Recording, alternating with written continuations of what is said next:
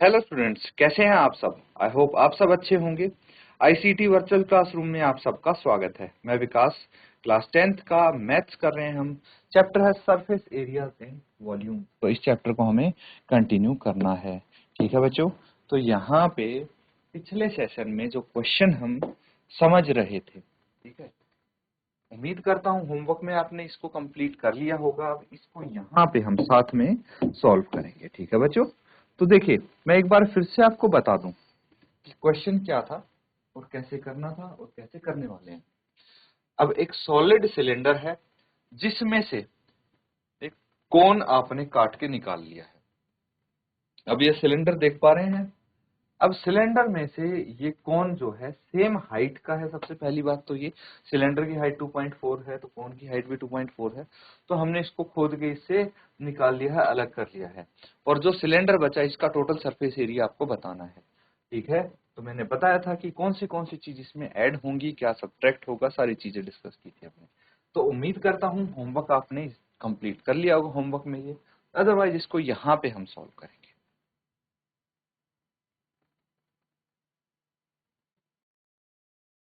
ठीक है, तो अब इसको हम सॉल्व करेंगे। देखिए बच्चों,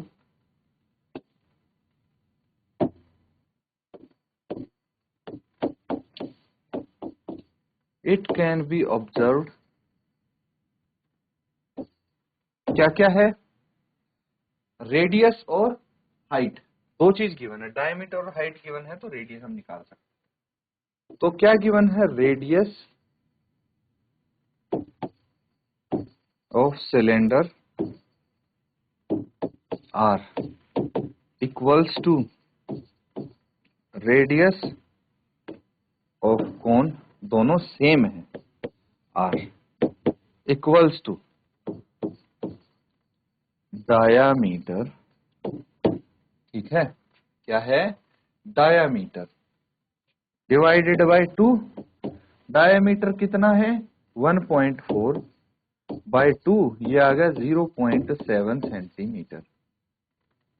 तो दोनों का रेडियस सेम क्यों है ये समझेंगे। तो देखिए, जो इसका एक बेस है सिलेंडर का, वो पूरा का पूरा हमने वहां से शुरू किया है। पूरा बेस हमने ले लिया है कोन का बेस, है ना।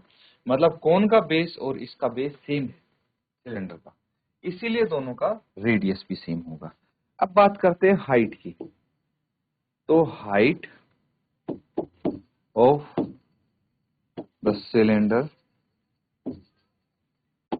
इज इक्वल टू, इससे h से डिनोट कर देते हैं इसको।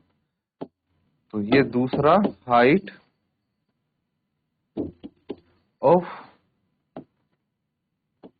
द कोन, इसको भी h से डिनोट करना है। ये कितनी दी है, 2.4 सेंटीमीटर्स। ठीक है, नोट कर लेंगे। ठीक है, नोट कर लिया यहां तक। अब देखिए, हाइट पता है हमें और रेडियस पता है दोनों की, लेकिन निकलेगा कैसे इसका कर्व सरफेस एरिया या फिर टोटल सरफेस एरिया अगर निकालना है हमें, है ना। Find the total surface area of remaining solid. तो यहाँ पे एक तो कैलकुलेशन आपकी अच्छी खासी होने वाली है, ये समझ रखना कि कैलकुलेशन का काफी काम होने वाला है यहाँ पे। तो वो स्ट्रोंग होनी चाहिए आपकी, वो प्रैक्टिस से आएगी। अब देखिए, अगर मैं curve surface area of cylinder, जो जो चीज विजिबल होंगी ना, जो जो चीज आपको नेकेड आई से विजिबल होंगी, मतलब देखने से आपको पता लग रहा होगा, उनका एरिया निकालना है। ठीक है, तो जो सरफेस आप फील कर सकते हैं, जैसे हाथ लगा के कटने के बाद, ये इमेजिनेशन का काम इसमें बहुत ज्यादा है। अब देखिए, इसका जो ये बेस है, इसको आप फील कर सकते हैं, बेस तो सॉलिड है ना। तो ये बेस है, इसका एरिया चाहिए होगा एक तो हमें। ऊपर से curve surface area of cylinder चाहिए होगा, इसको भी ऐसे हाथ लगा के फील कर सकते हैं। उसके बाद जो ये कॉनिकल पार्ट है, अगर मैं ऊपर से ऐसे हाथ लगाऊंगा तो मेरा हाथ के अंदर चला जाएगा और मैं कोन को फील कर सकता हूं। ठीक है, जिस कोन का बेस गायब है, मतलब curve surface area of cone. ठीक है, ये तीन चीज चाहिए है। अब curve surface area of cone का फॉर्मूला क्या होता है, पाई आर एल। ठीक है, और curve surface area of cylinder का फॉर्मूला क्या होता है, 2 पाई आर एच। तो सिलेंडर की बात करें तो आर और एच दोनों चीज है, लेकिन कोन के लिए एल नहीं है हमारे पास, तो वो स्लांट हाइट हम निकालेंगे। Slant height of cone, L से इसको रिप्रेजेंट करते हैं। क्या होती है slant height? H square plus R square का अंडर रूट, ठीक है, यही होती है। कैसे होती है ये भी आपको बताया था मैंने। एक जैसे ये ट्रायंगल होता है, मान लो अगर मैं इसकी बात करता हूं, देखिए राइट एंगल ट्रायंगल हो गया, अगर इसको मैं हाइपोटेन्यूज, इसको बेस, इसको परपेंडिकुलर मानता हूं, तो क्या होता है? Hypotenuse square is equal to base square plus perpendicular square, ठीक है। तो हाइपोटेन्यूज की वैल्यू क्या आ जाएगी? Base square plus perpendicular square का अंडर रूट।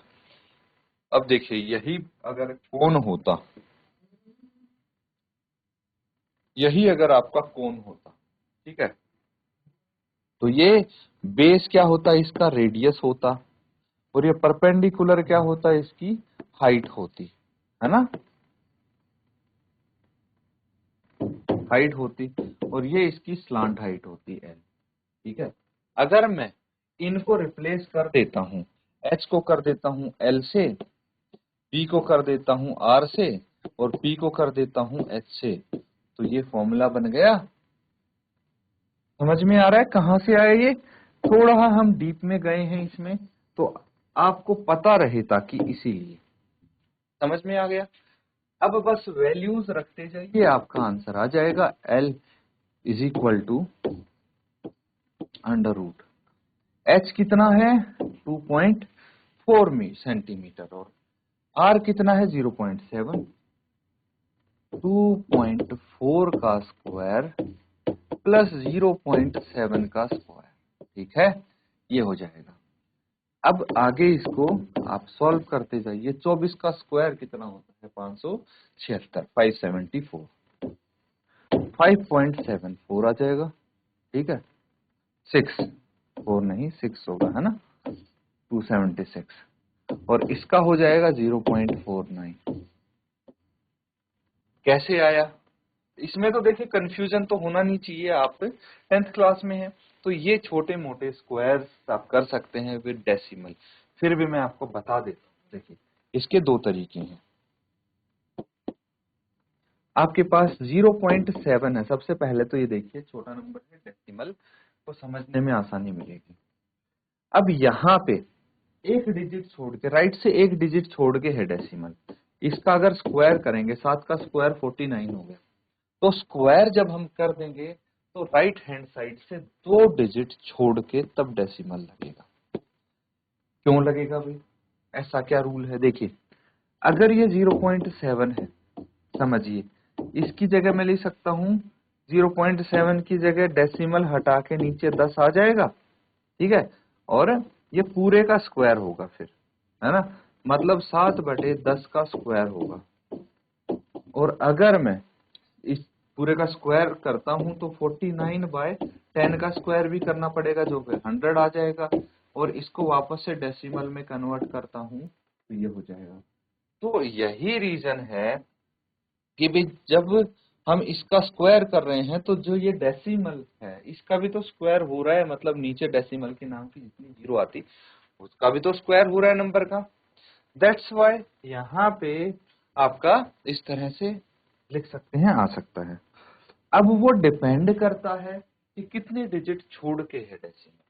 अगर मान लीजिए आपका 2 डिजिट छोड़ के होता डेसिमल, ठीक है, 2 डिजिट छोड़ के होता, तो कैसे करते आप?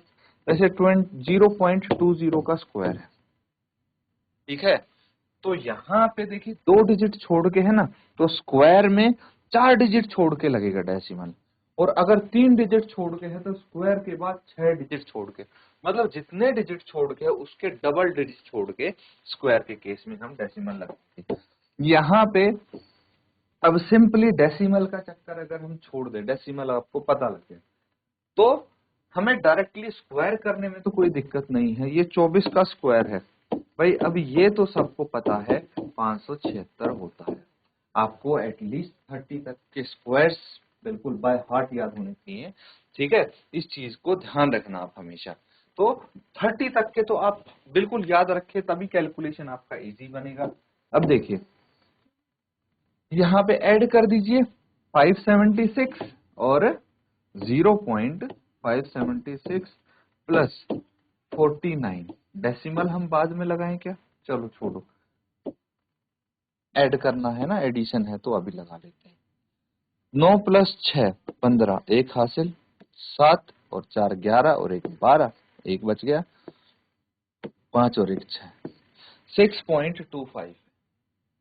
तो L is equal to under root 6.25। देखिए अब यहाँ पे 625 का स्क्वायर रूट करेंगे, क्या आ जाएगा। 625 का जो स्क्वायर रूट होता है बच्चों, वो होता है 25, ठीक है।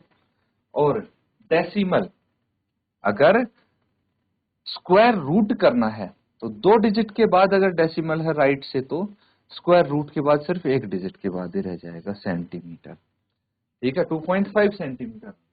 अब दूसरी चीज ये कि जब भी स्क्वायर रूट करते हैं तो प्लस माइनस में आता है हमारा आंसर, या तो प्लस हो सकता है माइनस हो सकता है, लेकिन किसी भी चीज की लेंथ जो है वो नेगेटिव तो नहीं हो सकती, पॉजिटिव ही होगी, इसीलिए नेगेटिव वाला यहाँ पे रिजेक्ट हो जाता है और ये आपका 2.5 सेंटीमीटर स्लांट हाइट आ जाएगी।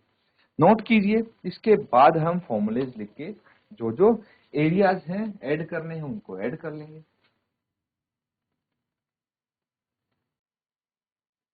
तो ठीक है, अब देखिए हमें क्या चाहिए, हमें चाहिए total surface area of remaining solid. तो क्या होगा, total surface area of remaining solid equals to, क्या क्या ऐड करना है पता है ना।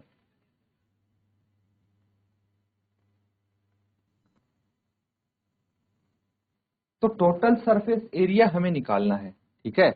इसका टोटल सरफेस एरिया निकालने के लिए क्या बताया था, कर्व सरफेस एरिया हमें चाहिए है सिलेंडर का, है ना, जो बाहर से दिख रहा है, प्लस कर्व सरफेस एरिया हमें चाहिए है कोन का, plus area of base, area of base of cylinder, ठीक है। ये 3 चीज चाहिए है, काम हो जाएगा। अब फॉर्मूला अगर आपको आता है तभी बात बनेगी, वैसे नहीं बनेगी। 2πRH plus πRL plus πR², ठीक है भाई। सर्कुलर बेस है तो सर्कल का एरिया πR² होता है।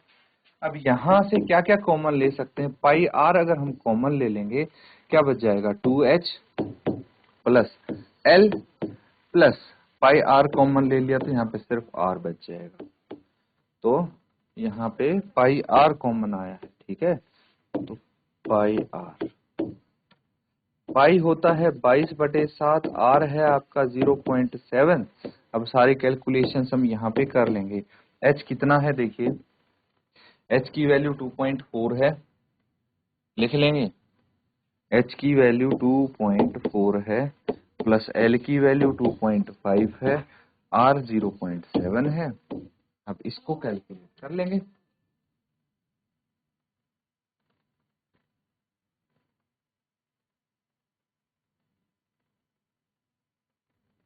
ठीक है, तो कितना हो जाएगा, ये तो देखिए कैंसिल आउट हो जाएगा 7 से 7, तो 22/10 इंटू कितना हो जाएगा, 24 इंटू 2 48 होता है, तो ये 4.8 आ जाएगा, प्लस 2.5 प्लस 0.7, ठीक है। अब देखिए यहां पे इन सबको ऐड कर दीजिए, 4.8 प्लस 2.5 प्लस 0.7, डेसिमल नंबर सारे जब ऐड हो जाएंगे क्या आ जाएगा, 8 और 7 15 और 5 20, 2 बच गए, 4 2 6 और 2 8, 8.0 यहाँ पे आ जाएगा। ठीक है, तो यहाँ पे आप क्या कर सकते हैं, देखिए 8.0 है ना, अब मैं सीधा यहाँ पे लिख दूंगा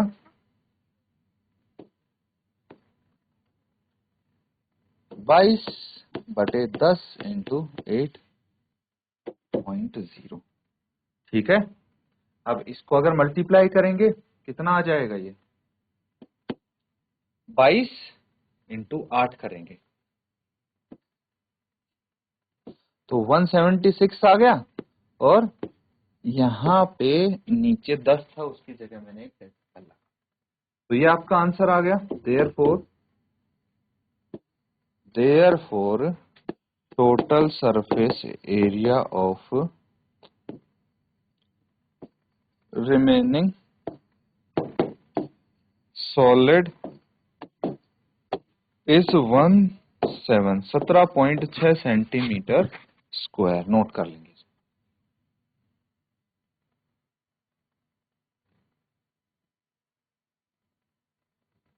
तो ठीक है बच्चों, यहाँ पे हमने जो क्वेश्चंस किए हैं, उम्मीद करता हूँ अच्छे से आप उनको समझ रहे हैं। इनको घर पे रिवाइज जरूर करें। इसी के साथ आज का सेशन यहाँ पे एंड करेंगे। Thank you and have a nice day.